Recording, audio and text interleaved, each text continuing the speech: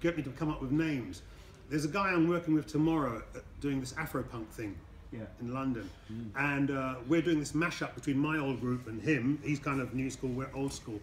But he's a very right-on, politicised youth. And probably one of the UK's best, Akala. Akala. Well worth checking. Okay, that's the plug, guys. Akala. Let's Akala, listen to that. absolutely. Nice one. Okay. Yeah, the question was, could you imagine at that time that that scene, that music that you were creating, founding, was going to change the world in some sense? Was going to be that impact? Did I know that the punk rock scene would have such a huge impact and we'd still be bloody talking about it 40 years later? No, I didn't. There was no master plan. We were just expressing ourselves the best way we could. And I think it's a sad indictment of the last 40 years that nothing's come along to steal punk rock's thunder. It's 40 years old, and every 10 years there's a goddamn another anniversary. As much as I don't like to bite the hand that feeds me, what we should be talking about is where is punk today? And I'm not talking about guitars, and I'm not talking about mohawks. I'm talking about that anti-establishment attitude, that spirit. Totally. One of the questions I had sort of in preparation for this was whether punk or reggae was closer to your heart, but I suspect I know what the answer is, which is that those two things are kind of one and the same. Same meat, different gravy. Sorry, vegetarians. But no, the bass line, ultimately, no, reggae would win by a notch because, you know, the bass line, I'm all about the bass. You know, it connects like-minded people to each other, and in turn it connects us to the planet. You know, if the planet was going to make a sound, it would be the sound of bass.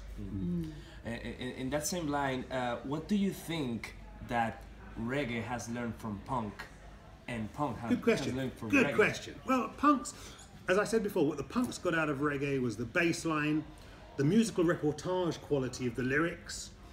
You know, in Jamaica we've got like good sound bites like cramp and paralyze them and those who worship Babylon and under heavy manners, and that's the kind of it's the language of the street, you know.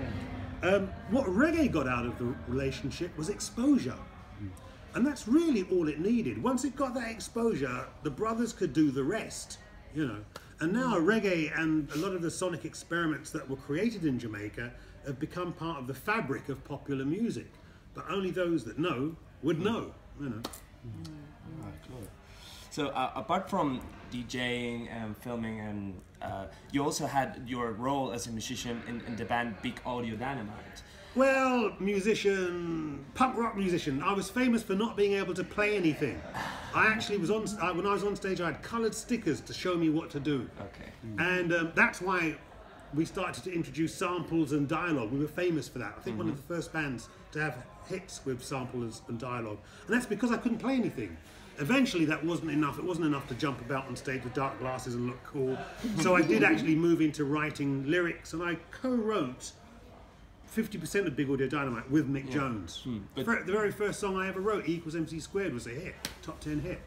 Well, but even that you didn't have a musical background in terms of theory, you did your thing. Oh yeah, no, listen, my strength was I had no musical training, so that I had no rules. So, you know, when I said, why can't we take this 30-second bit of dialogue from The Good, the Bad and the Ugly and stick it in the middle of the song, everyone looked at me like I was fucking crazy.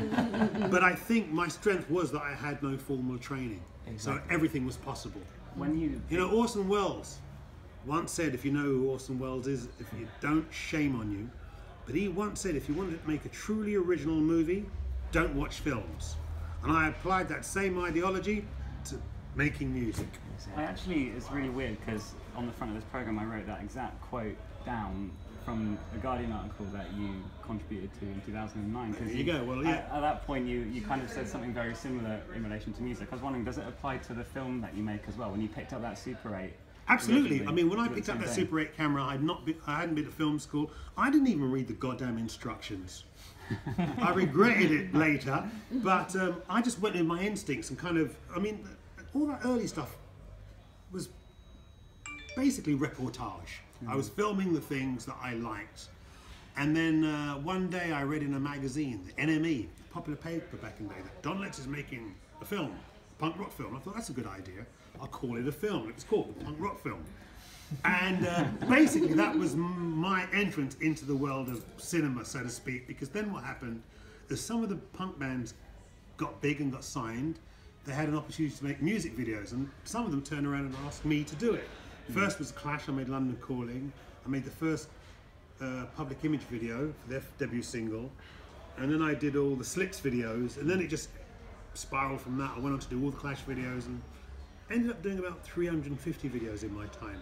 Don't do them anymore.